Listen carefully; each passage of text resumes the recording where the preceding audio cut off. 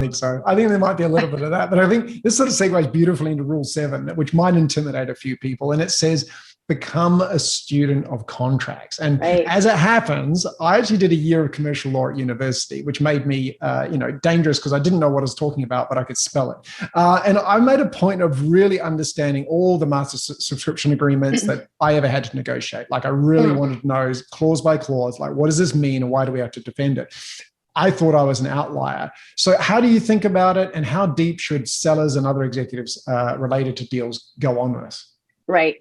Well, you might have been an outlier. I do believe that people tend to know enough to be dangerous. And we really advise that you know enough to be protected, right? So you don't have to be a student of all contracts, but you should be a student of your contract. And you should be a student of the kinds of provisions that a buyer will require you to put in your contract.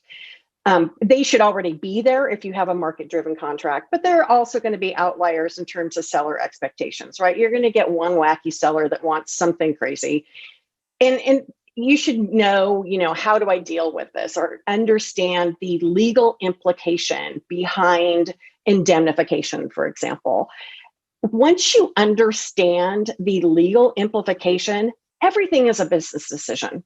You don't need a lawyer. Right? You don't need a lawyer. You just need to understand the legal implication, the risk associated with the provision, know what your risk profile is. Like, is this something I can swallow or not? And then you can make a business decision based on that risk and risk analysis. Yeah, I think it's an interesting point because there's a very big difference between drafting language and drafting intent, right?